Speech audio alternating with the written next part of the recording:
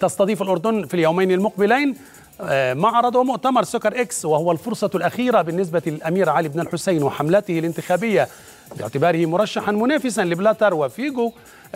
باختصار يريد أن يجذب عددا أكبر من الأصوات الآسيوية باعتبارها القارة التي ينتمي إليها بعد أن زار لفيف الدول في أمريكا اللاتينية. سوكر إكس ستكون هي فرصة أخيرة، سيحضر أيضا عدد كبير من القيادات الرياضية والنجوم الرياضيين يتقدمهم من نجم مارادونا.